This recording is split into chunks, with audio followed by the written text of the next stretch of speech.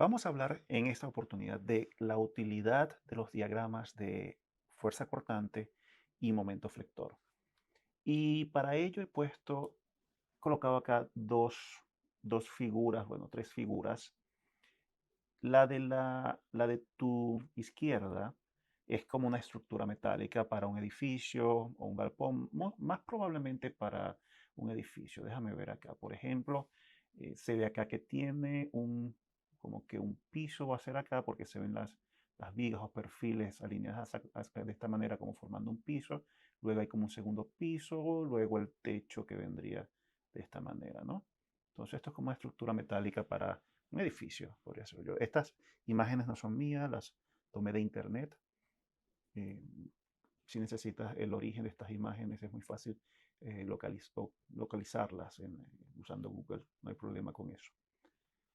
Y en la parte derecha, justamente déjame marcarlo con verde acá, es como que quise buscar un diagrama de un equipo mecánico rotativo. En este caso es como que un diagrama, una figura representando una bomba centrífuga. Abajo está la representación de lo que sería el eje de esa bomba centrífuga. Entonces, ¿para qué nos sirven estos diagramas de fuerza cortante y momento flector? Bueno, vamos a ver el primer caso de la estructura metálica. Déjame borrar esto que está acá, estas líneas que acabo de hacer, estas y estas. Y la idea, básicamente, la información que te dan estos diagramas es decirte dónde se están ocurriendo las mayores fuerzas los momentos factores más grandes que te vas a encontrar en la porción, en la viga o perfil o elemento que estás estudiando.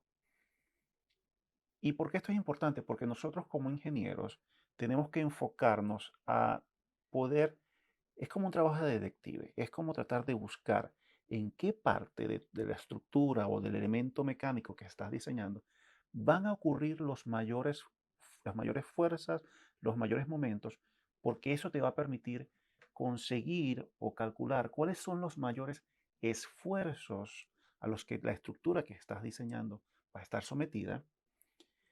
Y al saber cuáles son esos esfuerzos mm, mayores o los más grandes, entonces eso te va a permitir combinarlo con algún tipo de material, con algún tipo de arreglo, para saber si lo que vas a utilizar allí va a resistir ese esfuerzo o no.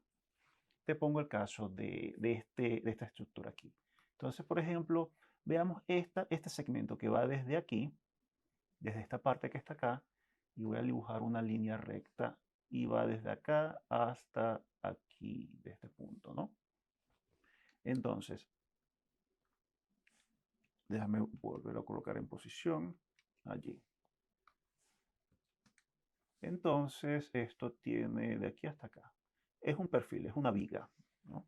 Voy a asumir bueno, estás a un nivel ya donde, bueno, definitivamente conoces esos términos y voy a utilizar viga, perfil para referirme más o menos a lo mismo, ¿no? Entonces imagínate que te preguntan, ¿de qué tamaño sería este perfil? ¿Cuál sería la geometría a utilizar en este perfil? ¿Cuál sería el material a utilizar en este perfil? Si tuvieses que eh, colocar, no sé, algún tipo de maquinaria aquí arriba, ¿no? Puede ser un motor, puede ser algún tipo, otro mobiliario, puede ser cualquier cosa que genere una fuerza sobre ese perfil marcado con la línea azul. Entonces, la primera pregunta que tienes que decir, bueno, cuáles van a ser las fuerzas a las cuales ese perfil va a estar sometido? Porque yo necesito saber cuáles son esas fuerzas para poder saber cuáles son los esfuerzos que va a estar, que van a estar como que dice, aplicados o sucediéndose en el perfil. Y para ello se utiliza el diagrama de fuerza cortante y momento flector, ¿no?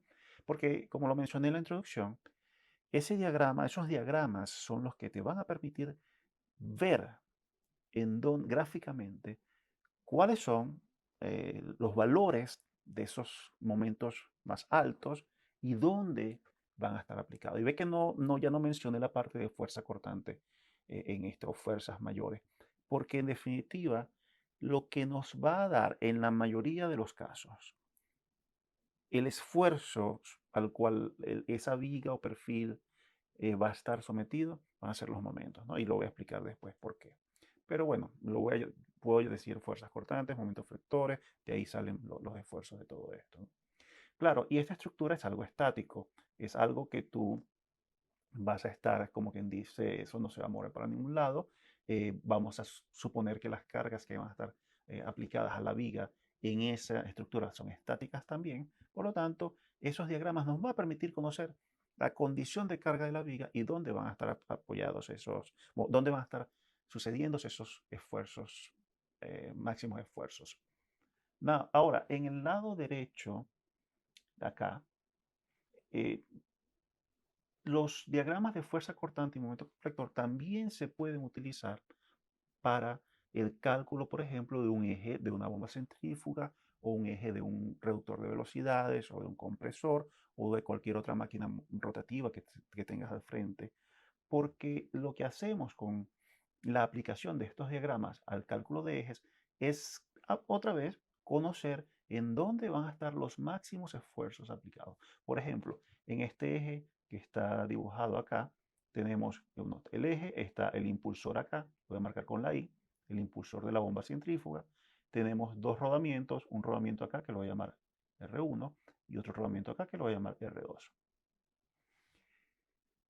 Los soportes de este eje. Entonces, en cada uno de estos soportes o donde está el lugar del impulsor, se van a generar fuerzas, torques, momentos, y eso va a afectar el diseño en sí del eje. Por lo tanto, tienes que considerarlos para saber dónde se van a ocurrir los máximos esfuerzos a lo largo del eje. Y para ello también se utilizan los diagramas de momento flector y fuerza cortante. Entonces, para cerrar esta parte de la utilidad, si eres un ingeniero que se va a dedicar al cálculo de estructuras metálicas, como lo que vemos en la figura izquierda, lo vas a utilizar muchísimo. Y si eres un ingeniero que se va a encargar del diseño de elementos de máquinas, como ejes, por ejemplo, eh, lo vas a utilizar muchísimo también, pero va a tener como que va a tener va a variar, va a tener una pequeña diferencia con respecto a la parte estática presentada en la estructura metálica, porque es muy posible que cuando estés trabajando con ejes, los ejes están rotando. Dice, bueno, las cargas, algunas se consideran estáticas y las cargas a lo mejor van a estar aplicadas en diferentes direcciones, que ya va como que introducir un poquito de complejidad a lo que son estos diagramas de fuerza cortante y momento flector. Lo dejo hasta acá, pero ves que donde tú veas este tipo de aplicación o figuras o algunas similares, es muy probable de que tengas que utilizar los diagramas de fuerza cortante y momento flector. En el próximo video vamos a ver un poquito de la terminología utilizada al momento vamos a llamarlo dibujar estos diagramas, ¿sí? Nos vemos en el próximo video.